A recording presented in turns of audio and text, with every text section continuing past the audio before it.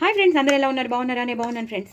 ఇదైతే పొనగంటి కూరపప్పు వేయించి చాలా చాలా బాగుంటుంది. ఫస్ట్ అయితే నేను కందిపప్పుని బాగా కడిగేసుకున్నాను, అలాగే వేయించి పెట్టేసుకున్నాక కడిగేసుకున్నాక అందులో తగినంత పొనగంటి కూర వేశాను, టమాటోలు వేశాను, ఉల్లిపాయలు వేశాను, పచ్చిమిరపకాయలు వేశాను, అలాగే వెల్లుల్లిపాయలు కూడా వేశాను, పసుపు కారం వేసేసాను. అంతే, ఇంకేం వేయక్కర్లేదండి. ఇవి అన్ని కలిపి నేను ఇప్పుడు ప్రెషర్ ప్యాన్లో పెట్టేశాను. సో ఇవి బాగా ఉడికిపోతాయి. ఉడికిపోయాక మనం పోపు వేసుకోవడమే. కానీ ఎక్కువ పచ్చిమిరపకాయలు వేసుకోవాలి. ఉల్లిపాయలు ఒక 2 ఉల్లిపాయలు వేసుకున్నాను, ఒక టమాటో వేసుకున్నాను, పొనగంటి కూర వేసుకున్నాను, అలాగే పసుపు కారం వేసుకున్నాను. చూసారు కదా, ఇదంతా వేయించి పెట్టుకున్న పప్పులో ఇవన్నీ పొనగంటి కూర ఇవన్నీ వేస్తాను. సో ఉడికిపోయాక బాగా అప్పుడు మనం పోపు వేసుకునేటప్పుడు మీకు చూపిస్తాను. పప్పు మరుగుతుంది ఫ్రెండ్స్.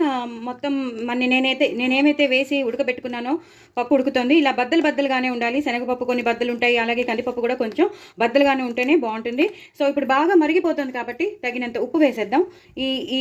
ఈ పప్పుకి తగినంత ఉప్పు వేసేస్తాను. అలాగే ఆల్రెడీ పచ్చిమిరపకాయలు వేసాం ఉడికేటప్పుడు. ఇప్పుడు మళ్ళీ కొన్ని పచ్చిమిరపకాయలు వేసేస్తాం. అలాగే కొంచెం కారం వేసేస్తాను. ఆల్రెడీ ఉడికేటప్పుడు కొంచెం వేసాను. ఇప్పుడు కొత్తిమీర కరివేపాకు కూడా వేసేస్తాను. వేసేసి పూర్తిగా ఇలా కలిపేస్తాను. మరుగుతుంది కదా, చాలా చాలా బాగుంటుంది పొనగంటి కూర పప్పు. చాలా అంటే చాలా బాగుంటుంది. నేను పోపులో కూడా వేస్తాను కారం అనేది. సో చూసుకుని మీరు వేసుకోండి. ఇప్పుడు ఇది మరుగుతుంది కదా, ఇప్పుడు నేను పోపు కూడా వేసేస్తాను. చూసారు కదా, మరుగుదల వచ్చేసింది. ఇప్పుడు నేను పోపు వేసేస్తాను. నేను పోపుకు పెట్టుకున్నాను ఆవాలు, జీలకర్ర, ఎండుమిరపకాయలు, అలాగే కొంచెం కరివేపాకు, అలాగే ఇంగు లేకపోతే అసలు స్టార్ట్ చేయొద్దు. ఇంగు ఎక్కువ వేసుకోవాలి ఇలాంటి పప్పులకి.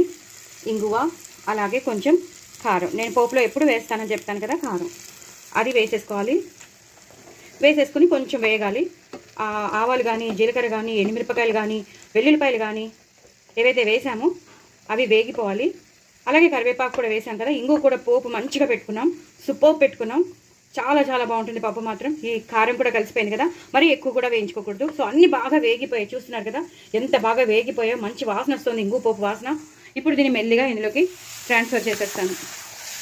చూసారు కదా, ఎంతో టేస్టీ అయిన పప్పు మీ ముందుకు వచ్చేస్తుంది. మరి ఇంకెందుకు ఆలస్యం, తప్పకుండా చేసుకోండి, ఎంజాయ్ చేయండి. పొనగంటి కూర పప్పు చాలా చాలా బాగుంటుంది.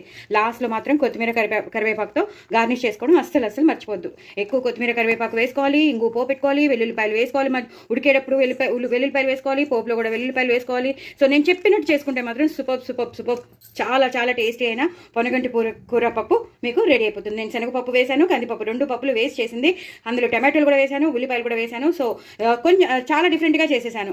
రొటీన్గా చేసే దానిలాగా కాకుండా నేను టమాటో కూడా వేస్ట్ చేశాను కాబట్టి సూపర్గా ఉంటుంది పప్పు మాత్రం. నలుగురికి షేర్ చేయండి. నా వాయిస్ ఓవర్ కనుక నచ్చినట్టయితే తప్పకుండా లైక్ కొట్టండి, కామెంట్ పెట్టండి. బాయ్ అండి.